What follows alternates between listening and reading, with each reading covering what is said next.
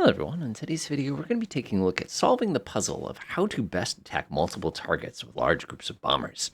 Now this is an issue that we've seen kind of since the beginning of the early days of Command, where basically the objective here would be to try to hit all of these targets nice and thoroughly and evenly, distributing the targets kind of to each group sort of a thing. So the typical way this would be done, of course, is we'd zoom out here. I'll say goodbye to poor Hartford, Connecticut for the 50th time. Click up in here, I'd press Control F11 and I'd say bomb the lots of this, because that's, how to spell those things. Press okie doke. We would grab our two bomber formations, we jam them in here, we come up here and we'd set a flight size to 6. We do formation, of course, we do multi-axis, we have different targets, single, multiple. We'd come in here and we'd carefully do independent aim, just for the purposes, of course, to try to split this up a little bit. Next thing, of course, we would do is we'd come in here and we'd say time on target, 14:30. That's a little late for us. We could probably do as early as 13:30. I think will be a safer time. It's about 2 hours from now, which should be fine. We come in here, we look at this, I'm looking pretty happy about that. I create or update flight plans. It would automatically generate all my flight plans, and I could get a pretty safe idea of what targets are going to be struck. Going to 52 targets, of course, that's a lot of targets. And we'd just sit here, we'd unpause our game, and we'd sit here and just kind of relax, stretch our arms a little bit, say, hey, how are the wife and kids these days? I heard that red team has been attacked once again, and here comes blue team. They're getting all warmed up here. They're going to speed up. You can see them slowing down. And one of the things I'm really amused with, if you look really carefully, you can see the individual ranges here because it's not set to that mode, but that's okay. So we speed them up. They all start accelerating, rushing towards our lovely Hartford, Connecticut. Now keep in mind, we have 48 bombers here. These are not little airplanes. These are very, very big, very, very capable bombers. And what I'm most fascinated with is how terrible my time on target calculation was here. But that's okay. Remember, I have two drastically different speeds of aircraft here. So we get zing in on the B-52s. The first round comes in. And you probably observed the fact that the first thing they're targeting here is our lovely little building very large. And it's just kind of in the middle of everything. They come rushing over here. Different aircraft are kind of targeted at different zones. They come over. One guy comes in, and he drops a stack. And now you'll probably observe that he dropped several stacks there. Moments later, of course, our second attack group is running in. I can see they missed terribly here. You can also probably observe that these bombers are just kind of doing their thing. They're coming by. They're not making single passes. They're basically coming in, kind of spraying everything. You can see a little attack of opportunity thing pop up there for a second. It's basically announcing kind of what it's thinking. And you can see that we're taking, hundreds and hundreds and hundreds of bombs, and we're basically just sort of randomly spraying them in this big kind of mess of bomber directly over our lovely Hartford, Connecticut here. Of course, some moments later, you can probably observe that our Tupolev 95s are rolling in as well, and everybody's just kind of doing this weird little thing where they just kind of run in, do their pass, and then get the heck out. I love when it pauses just randomly. That's so satisfying. He comes in here, he does his little thing, and again, then here comes the Tupolev 95s. They kind of do the same kind of random thing. They just sort of sprinkle their bombs everywhere, and it's a big old disaster, as you can see, as these guys are basically desperately trying to circle to get themselves a good target. Now, if I pause for half a second here and I go jump over to the other team, one of the things you'll probably observe here is the fact that we haven't done a lot of damage. As a matter of fact, if I were to go over to losses and expenditures, you can see I lost 2 power plants, which it's okay. They needed to rebuild that thing anyway. It's looking a little grody these days. But more importantly here, you can see we've spent, 15, 20 minutes over the target, circling and wasting a lot of time. So people say, well, then don't do it that way. I got a solution. Why don't you just, instead of trying to send them in groups of bombers, why don't you send them individually so they all target individually? Okay, so we try that as well. So we come in here and we say, strike again, haha, kind of a thing like that. Come to land strike, we grab all of our bombers. The only thing different this time is we come in here and set flight size to 1, which is absurd in my opinion, but that's okay. We come over here to time on target and we do the same thing we did last time. We could probably do 13 o'clock this time, just because we know last time. We come over here, we press this button and scream a little when we see how many flights we just created and the absurdity involved. So, of course, we'd unpause there. Let me just double check to make sure I didn't goof up already. Nope, I did that correctly, so I'm good. So, of course, I'd speed up time here, and we relax. I'd say, how's everybody doing? And then all of a sudden, this would happen. And you could see there's 2 massive blobs of aircraft making their way to the target region here. Remember, they're supposed to be here at 1300. You can see very clearly that my IP here, if I just press F2 on this one real quickly here. Oh, why don't we have TOT on this one? You think you would have had TOT. I just can't see. It's on there somewhere. I'm not going to worry about it, though. So he's rolling in. He's doing his thing. They're kind of getting all lined up here, the endpoint. And let's see what happens this time. So we get to the target region. Oxen number 7, B-52D, which is the correct B-52, comes rolling in here. First thing he does is he goes after tall building number 1, drops a stack and leaves. These two guys are rolling. They drop their stock on the same buildings and they leave. The next group comes in and does the same kind of thing. Keeps dropping their stack of bombs on the same 2 targets. Again, those gas plants have got to go. This group comes in, drops theirs. That group comes in. Oh, that one canceled his attack because, as you can see, you saw that one of the other targets became available because the previous target got destroyed. Here comes these guys dropping stack after stack, not really caring very much whether or not the previous stack. Oh boy, collateral damage, my friends. Oh, look at that stack. And that stick, I should say, not stack of bombs. There is a technical term for that. These guys come in and start targeting sort of downtown here. This guy is, they're being a lot more successful. They're they're kind of rolling in. They're sort of doing their thing like this, and they're kind of splashing. Oh, look at that. That is one way to finish the city off. Look at that. Oh, isn't that satisfying? Oh my gosh, isn't that satisfying? Oh man, that would make an amazing little title picture there to give you an idea. But in general, the city's just kind of getting spammed randomly here, and it's amusing to watch. But all these aircraft spending all this time kind of doing these 180s. Again, if you look at the clock, we're 20 minutes over the target already. That's enough time for interceptors to come say hi if they're coming up from Bridgeport or something like that. So this just doesn't work, and it's an absurd waste of bombs, and you can see that very clearly. So then people say, okay, let's take the best of both worlds here, and let's really go all out with the spam here. And I say, okay, be careful what you're wishing for. So they come down here, they press Control F11 again. They say, again, with feeling. They come in here, they do the land strike once again. They press okie doke. They set the takeoff time, or time on target, I should say. Do the same thing before. They do the 1300, so they take off right away, even though nobody gets there on time because there's too many aircraft taking off at once. They come over here and they say, I'm going to leave the flight size at 6 like you did because it seems to be logical. You're going to come down here and you're going to do basically this relaxed mode kind of a thing like that. But then you're going to change a couple things. You're going to round up to the top where it says 52 targets, and you're going to set this to focus on strike targets. That'll be the next thing that you do. Next thing you're going to do is you're going to engage into Winchester and basically use up all the weapons. And finally, RTV is fine when all the targets are destroyed. The next thing you're going to try to do is you're going to come into a WRA, and you're going to be like, I'm going to use my weapons as carefully as possible this time. So I'm going to dump those all down here. I'm going to go to a WRA once again. Come to WRA. We've got some Fab 1000s here. I'm going to set this to drop 4 bombs as opposed to dropping all of the bombs. What does that mean? That means that we're actually going to be making 6 or 7 passes per aircraft now based on how many bombs are actually dropped there. So I'm going to come in here, instead of dropping stick after stick after stick, I'm only going to drop little tiny sticks. And the big advantage to the little tiny sticks, of course, is I get more chances to do more damage. But naturally, when we do this, it's going to cause other issues. There we go. Everybody's all programmed. So this would be all set now. These guys are now basically designed to only drop so many bombs at a time, but they've been going back up to the group of 6s here. So one thing that always works too is knocking them off axis makes it a little bit simpler. So coming in here, I'm going to create or update flight plans, and you can see it'd be a bit of spaghetti as far as flight plans go. And then, of course, we unpause again. I say comments like, how's everybody doing? You guys having a good week this week? And all the aircraft come. The Tupolev 95s are a little slow here. They're stuck in their little kind of formation. This is always a problem because bombers take a lot of room and they take a long time to get airborne. Always kind of keep that in mind. So notice it's a little different this time because the aircraft are now spreading themselves out and they've been ordered to only drop 4 bombs at a time. Now, doing the math real quickly on here, you'll probably check if you were to grab one of these bombers at random that 4 bombs at a time means 6 attacks of these. And oh boy, let's do the math on that one. 84 divided by 6 is going to be 14 attacks with those. Now, what does that spaghetti turn into when we actually engage my lovely city here? And it kind of becomes one of these. Speed of time a little extra here. If you don't hear Ride of the Valkyries in your head like I do, you're missing out acoustically here.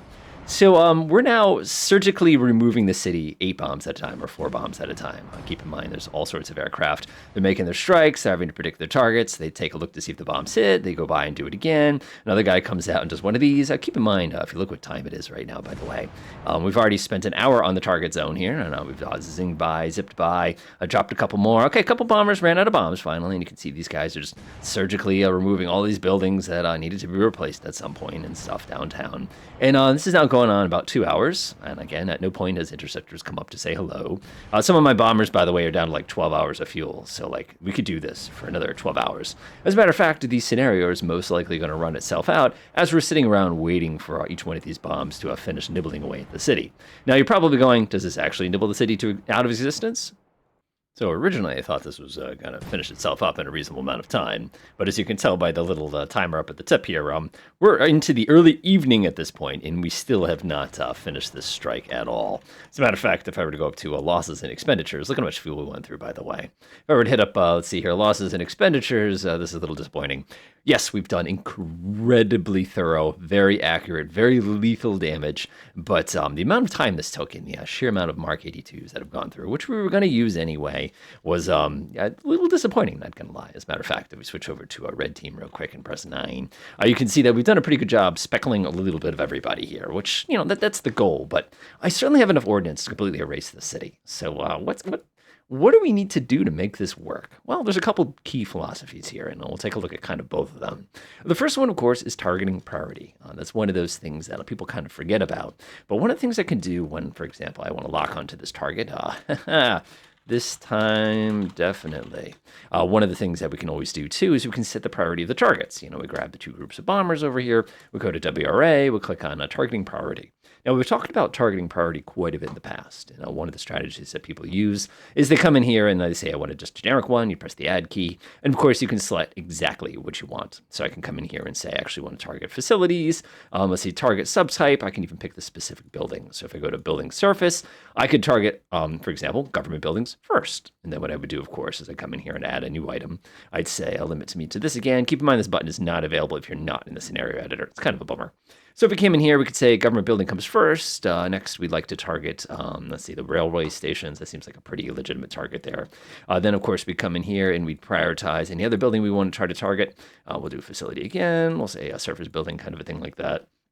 Let's see, sports stadium, a railway station. I don't know, stadium seems like a pretty extreme target here. We'll go do very large next. Those will probably be like the office buildings and things like that. Move down. We'll go ahead and add in another one. Let's see here. We'll go back to this option here. We'll say facility. We'll go down to building surface. We'll come down here to where it says, what do we say? Very large, I think is the one we have. No, we did very large. We'll do large next. We press the OK button. Go send this down to the bottom. So now we have ourselves a little bit better priorities. As a matter of fact, I'm going to add one more priority because I think things like this, this is how I do it anyway. Let's see here. We need the bridges. Bridges are always huge priorities. And of course, we'll add another item in here. Boop, boop. Of course, we'll say limit it one more time, and we'll go put the other 2 bridges on it as well, just for the purposes of, like I said, kind of targeting that stuff. Railway, yeah, railway sounds pretty good. And there's industrial plants, and again, there's a lot of really, really good things to whack here.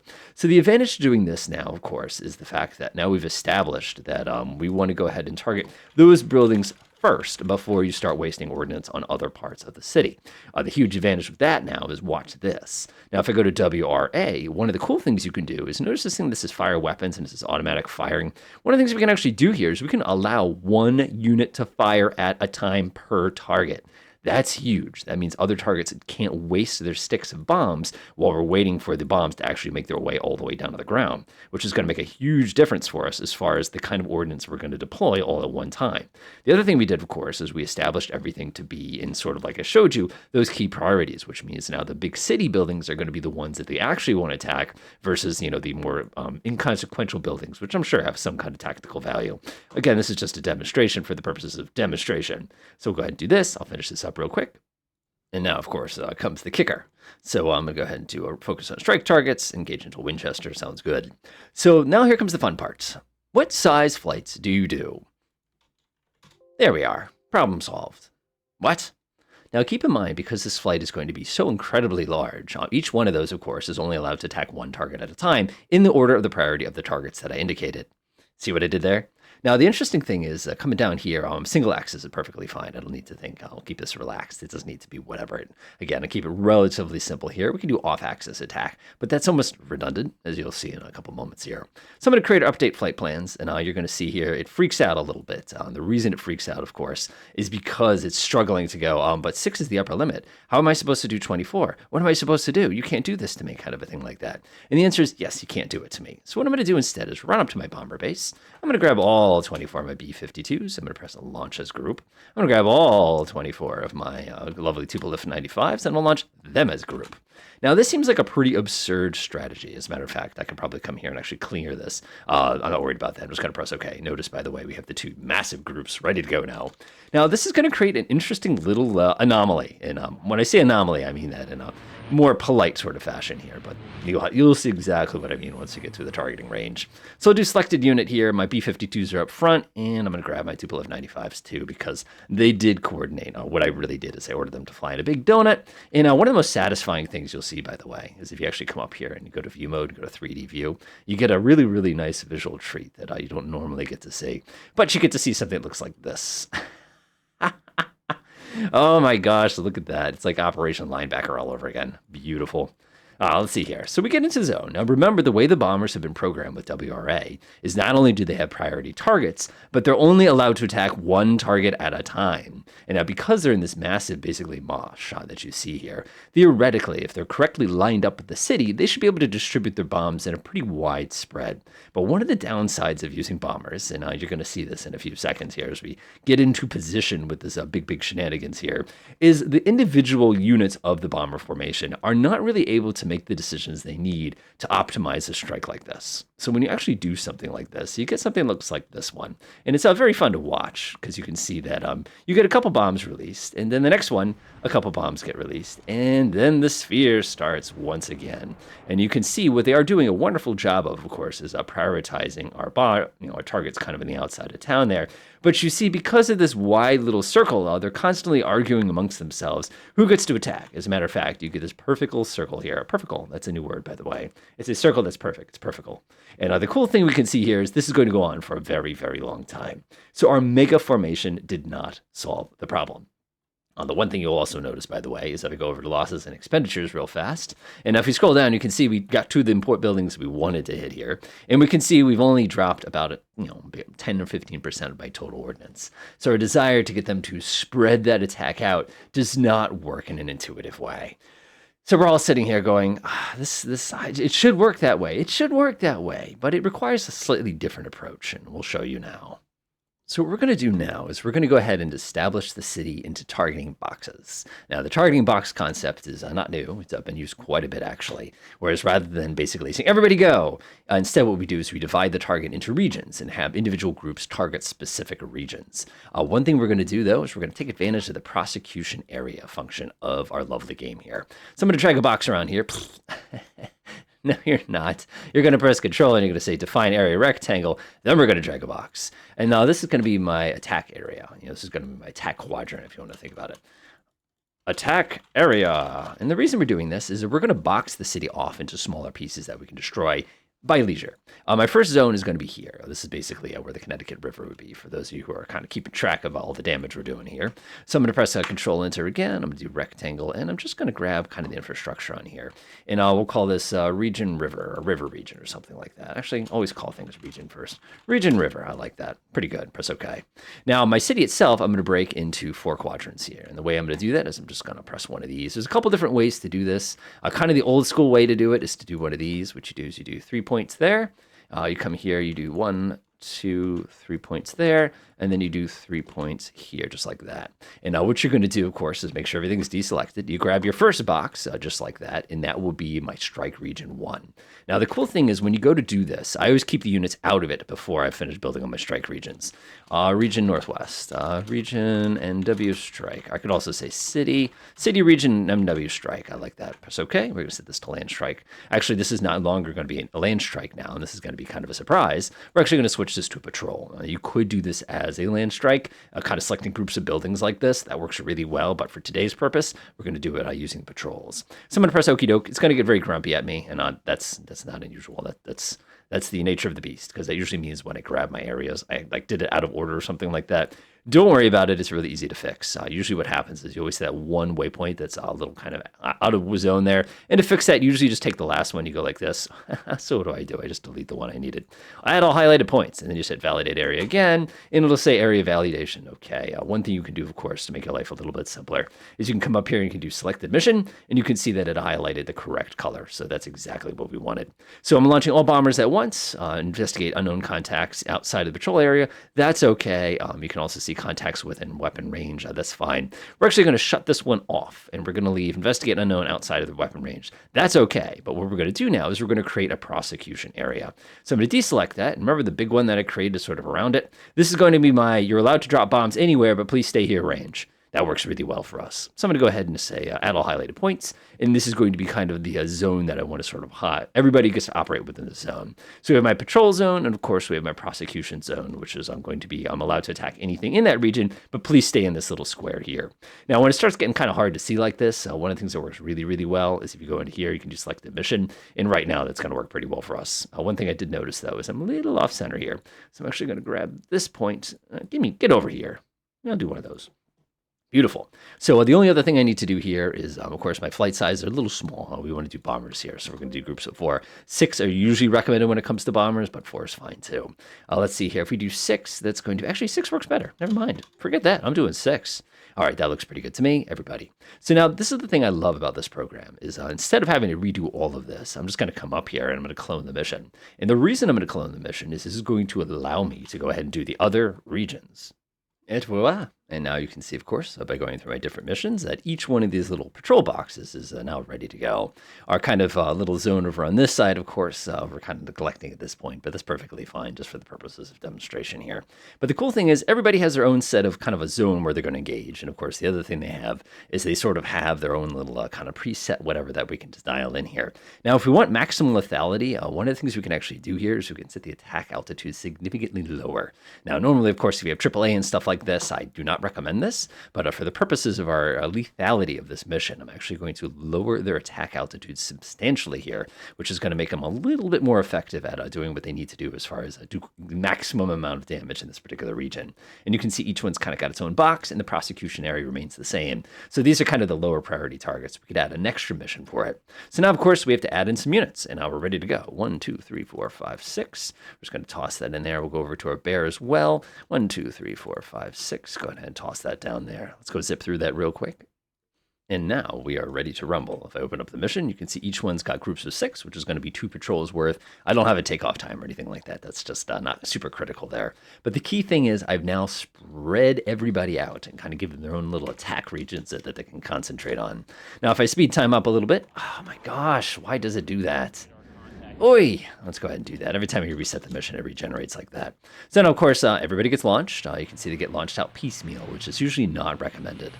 Generally, when you do things like this, what you want to do is kind of spread them out as much as possible, just kind of for safety's sake there. But the cool thing here is when I grab this, I've got my B-52s airborne. If I run up to my airbase again real fast and hit F6, you can see everybody's in the air. They're all approaching the target regions. And because everybody's all nice and neatly squared off here, they're only going to be concentrating kind of in their effective zones of attack. So let's go ahead and speed everybody else up a little bit here. I'll get them into the regions.